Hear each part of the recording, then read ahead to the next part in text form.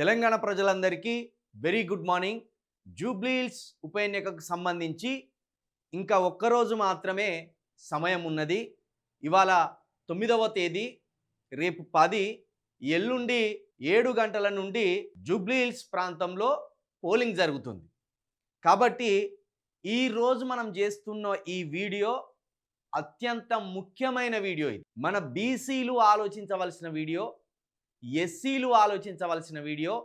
అదేవిధంగా ఇక్కడ హైదరాబాదులో స్థిరపడ్డ సెటిలర్స్ కూడా ఆలోచించవలసిన వీడియో ఇది.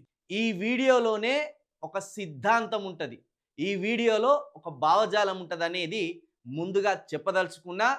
కాబట్టి ఈ వీడియోని తప్పకుండా మీరు చూడండి. ఇక్కడ మనం పెట్టిన టైటిల్ వచ్చేసి నవీన్ యాదవ్ బీసీ అయితే ఓటేయాలా, నవీన్ యాదవ్ గెలిస్తే వచ్చేదేంటి, నవీన్ యాదవ్ ఓడిపోతే పోయేదేంటి, ఒకవేళ నవీన్ యాదవ్ గెలిస్తే ఎటువైపు నిలబడతాడు, నవీన్ యాదవ్ను ఒడగొడితే ఓటర్లు ఎటువైపు నిలబడ్డట్టు. ఈ అంశం మీదనే ఈరోజు మనం వీడియో చేయదలుచుకున్నాం. అసలు నవీన్ యాదవ్ బీసీ అయితే నిజంగా ఓటేయాలా, బీసీ బిడ్డ అయితే గెలిపించాలా, ఎందుకు గెలిపించాలి, ఆయన ఏ వైపు నిలబడ్డాడు? ముమ్మాటికి నవీన్ యాదవ్ బీసీ అయినప్పటికీ జూబ్లీహిల్స్ నియోజకవర్గంలోని ప్రజలు ఆయనకు ఓటేయకూడదు. ఆయన అణగారిన వర్గాలకు చెందిన వాడైనప్పటికీ కూడా అదే జూబ్లీహిల్స్లోని ప్రజలు ఆయనకు ఓటేయకూడదు. ఎందుకు అంటే ఆయన ఎవరి పక్షాన నిలబడ్డాడు, ఆయన గెలిస్తే ఎవరి కింద పని చేస్తాడనేది మనం ముఖ్యంగా చూడాలి. మరి మాగంటి సునీతను గెలిపిస్తే వచ్చేదేంటి? మరి మాగంటి సునీత ఎవరి పక్షం ఉంది? మరి మాగంటి సునీత సెటిలర్ కదా అని మీరు అనవచ్చు. ఈ 2 పాయింట్ల మీద ముఖ్యంగా మనం చర్చిద్దాం. నవీన్ యాదవ్ గారు బీసీ బిడ్డే. నవీన్ యాదవ్కి చిలక ప్రవీణ్కి శత్రుత్వం లేదు, మిత్రుత్వం లేదు. నవీన్ యాదవ్ గారికి చిలక ప్రవీణ్కి భావజాల పరంగా, సిద్ధాంతం పరంగా స్పష్టమైన తేడా ఉన్నదని మాత్రం చెప్పగలను. నవీన్ యాదవ్ గారు బహుజన పార్టీలలో ఉంటే 100% ఆయనను గెలిపించడానికి మీరు అన్నట్టు బీసీ కార్డు వాడవచ్చు. ఇదే నవీన్ యాదవ్ గారు ప్రాంతీయవాదం వైపు నిలబడితే ప్రాంతం కోసం నిలబడ్డడేమో అనుకొని ఆయన కోసం మనం మద్దతు తెలపవచ్చు, ఆయనను గెలిపించడానికి ప్రచారం చేయవచ్చు. ఎస్సీ బీసీఎల్ అంతా కూడా అప్పుడు మన ప్రాంతం కోసం నిలబడ్డాడని గొంతెత్తి ఆయనకు ఓటేయండి అని అరిచి చెప్పొచ్చు. కానీ ఆయన ఎవరి వైపు నిలబడ్డాడు? ఢిల్లీ వైపు నిలబడ్డాడు. ఆయన ఎవరి వైపు నిలబడ్డాడు? రేవంత్ రెడ్డి నాయకత్వం కింద పనిచేయడానికి నిలబడ్డాడు. ఆయన ఎవరి కింద నిలబడ్డాడు? ప్రాంతీయవాదాన్ని, బహుజనవాదాన్ని బొందబెట్టే పార్టీల కింద పనిచేస్తున్నాడు. కాబట్టి నవీన్ యాదవ్ గారు ప్రాంతీయ వ్యతిరేకి, నవీన్ యాదవ్ గారు బహుజన వ్యతిరేకి అని కూడా చెప్పడంలో ఎలాంటి సందేహం లేదు. మరి మాగంటి సునీత ఎవరి పక్షం నిలబడ్డదంటే ఆమె సెటిలర్ అయినప్పటికీ కూడా ఈ ప్రాంతానికి సంబంధించిన పార్టీలో నిలబడి ఈ ప్రాంతం బలోపేతం కోసం వాళ్ళ భర్త 3 దఫాలుగా ఇదే బీఆర్ఎస్ పార్టీ నుండి, అదే జూబ్లీహిల్స్ ప్రాంతం నుండి గెలుపొందినవాడు, ఆ ప్రాంతం అభివృద్ధి కోసం నిలబడినవాడు. కాబట్టి ఇక్కడ 2 భిన్నమైన అంశాలు. మనకు సంబంధించిన మన బీసీ బిడ్డ అయిన నవీన్ యాదవ్ గారేమో పరాయి పార్టీలో ఉన్నాడు. మనకు సంబంధించిన మన బీసీ బిడ్డ, మన ప్రాంతం బిడ్డ అయిన నవీన్ యాదవ్ ఏమో ఢిల్లీ పార్టీలో ప్రాంతానికి వ్యతిరేకంగా, బహుజనవాదానికి వ్యతిరేకంగా నిలబడ్డాడు. కానీ పరాయి ప్రాంతానికి సంబంధించిన మాగంటి సునీత గారు, ఆమె భర్తేమో 20 సంవత్సరాలుగా ప్రాంతం కోసం నిలబడ్డాడు. ప్రాంతీయవాదాన్ని నిలబెట్టిన, రాష్ట్రాన్ని సాధించిన నాయకుడి నాయకత్వం కింద పనిచేస్తున్నారు.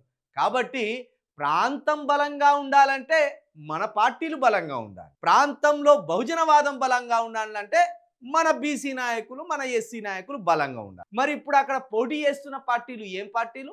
ఒకటి మన రాష్ట్రాన్ని సాధించిన పార్టీకి సంబంధించిన అభ్యర్థి మాగంటి సునీత గారు అక్కడ పోటీ చేస్తుంది. ఇక 2 పార్టీలు బీజేపీ, కాంగ్రెస్.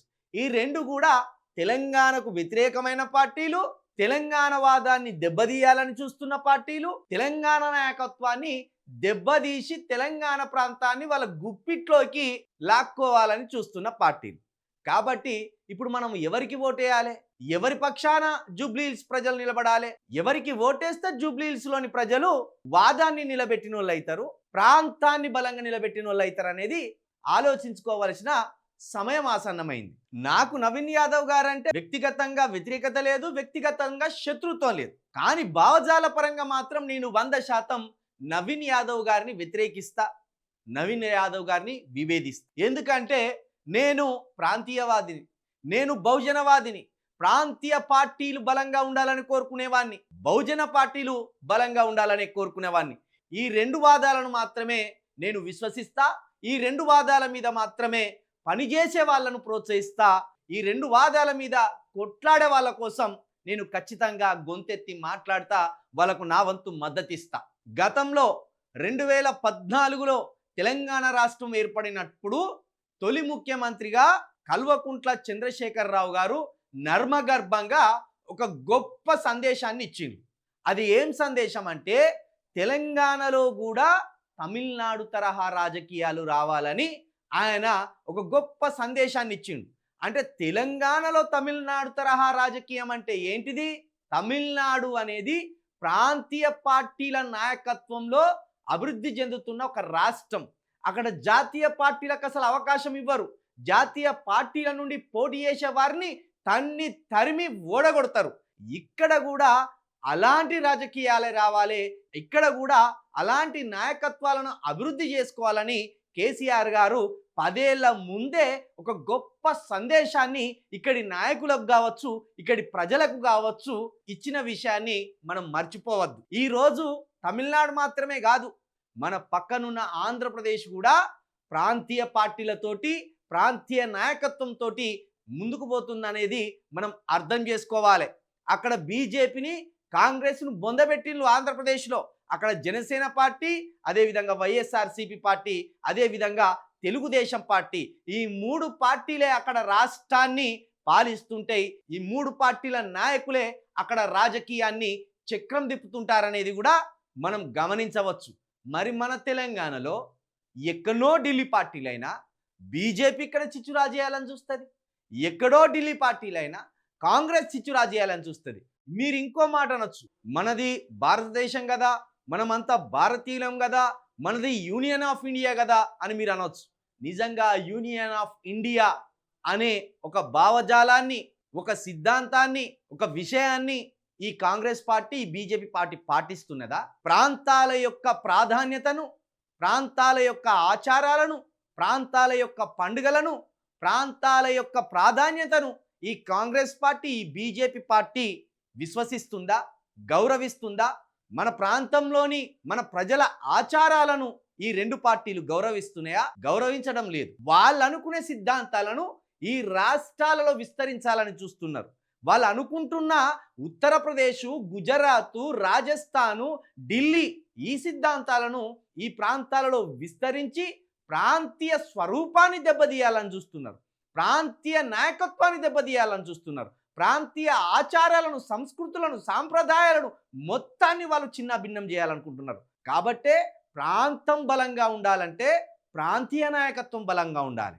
ప్రాంతీయ నాయకత్వం బలంగా ఉంటే అప్పుడు మన ఆచారాలు, మన సాంప్రదాయాలు, మన విశ్వాసాలు బలంగా ఉంటాయి.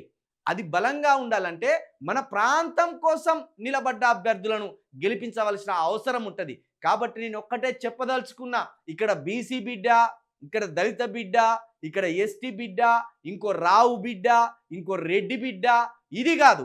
ప్రాంతం బలంగా ఉండాలి, ప్రాంతం అభివృద్ధి చెందాలి, ప్రాంతీయ నాయకత్వం బలంగా అభివృద్ధి చెందాలి, ప్రాంతాన్ని నిలబెట్టుకోవాలి. అలా నిలబెట్టుకోవాలంటే ప్రాంతంలో నుండి నాయకులు పుట్టుకురావాలి, ప్రాంతాన్ని డెవలప్ చేసే నాయకులు పుట్టుకురావాలి. అంతేగాని ఢిల్లీ బానిసలకు ఇక్కడ అవకాశం ఇవ్వద్దు, ఢిల్లీ పార్టీలకు అవకాశం ఇవ్వద్దు అనేది మరొక్కసారి నేను యూ న్యూస్ ద్వారా చిలుక ప్రవీణ్గా చెప్పదలుచుకున్నా.